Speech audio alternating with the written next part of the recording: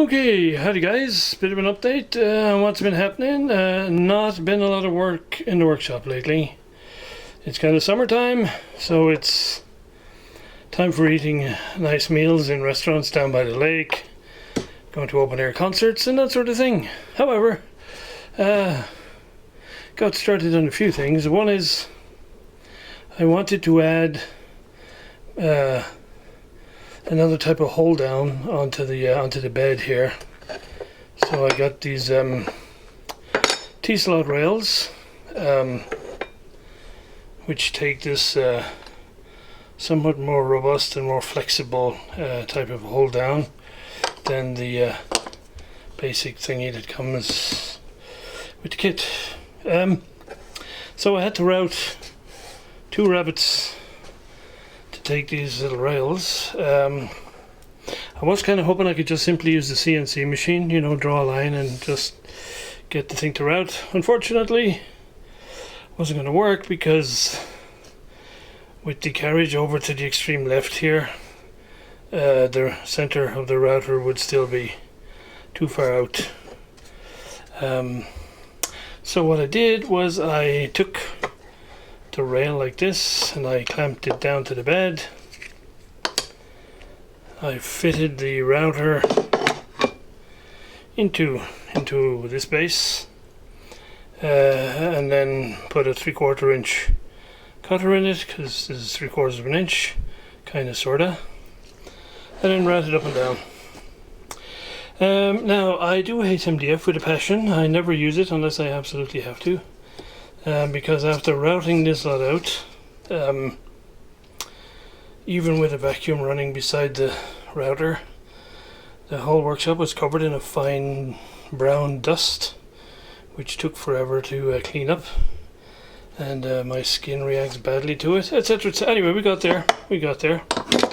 Slight complication. This says it's 3/8 deep by 3/4 wide, and it is 3/4 wide at the bottom.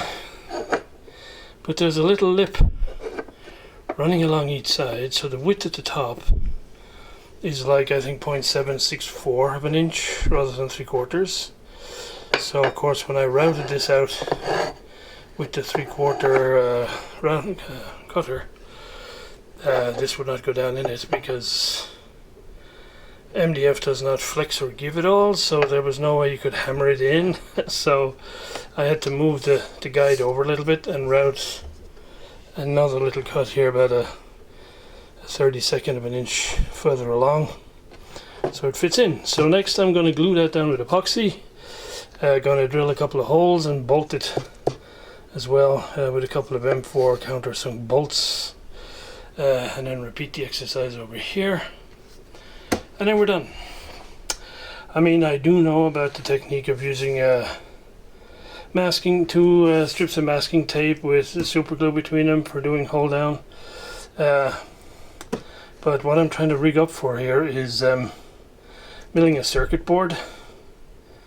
And since that's just taking a fraction of a millimeter off the axle and board, I don't think that masking tape technique is going to be good enough. Anyway, I have been messing with this and done various bits and pieces that came out really nice.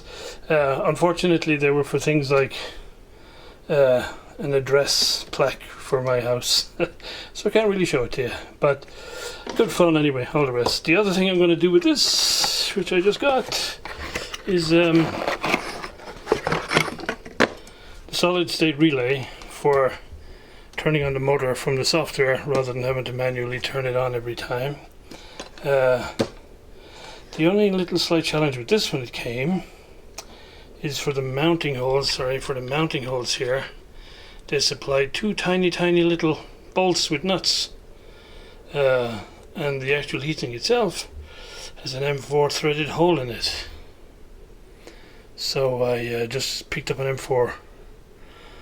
a couple of M4 bolts and screwed them through and we're good. So not quite sure what happened to the Inventables chaps there. Guess they ran out of M4 bolts. Anyway, so that'll go in on the tray here, just behind this guy.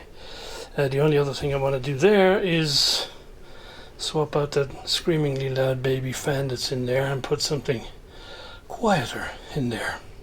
So, doing circuit boards, why you may ask, that comes back to my silliness project around the cassette deck. So last time I left this little project off, it was a case of basic mechanics sorted out onto the electronics. That took a long time. I did a lot of research.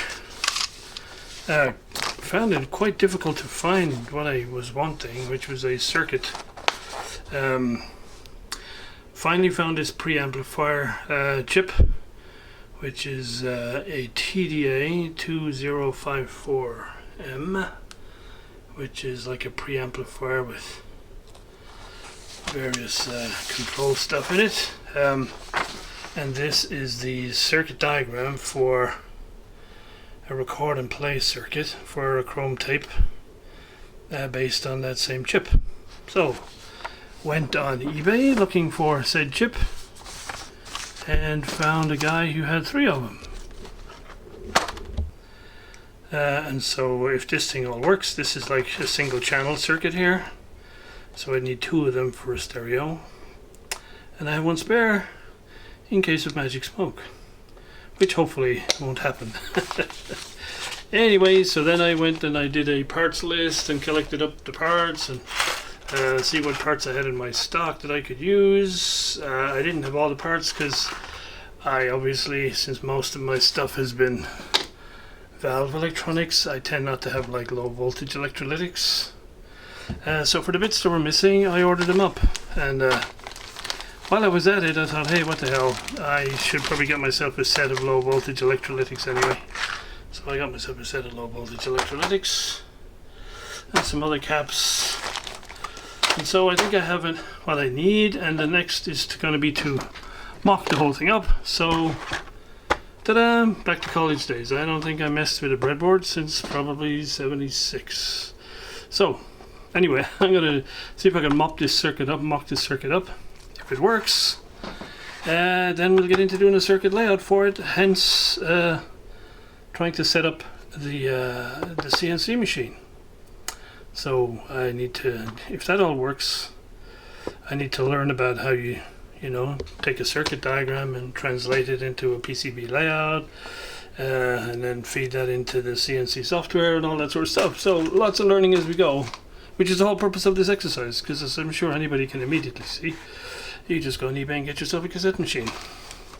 But where's the fun in all of that? Anyway guys, there's where we're at. I'll be, assuming all this works, next up you'll see this with the circuit mocked up in it. Hopefully I'll rig up a jig so that I can put a tape in the cassette mechanism, wire the head up to this, at least have a scope hanging on the output so we can see if it works. When exactly that'll happen, I really don't know. Kinda all depends. So more to come guys when I have stuff to share.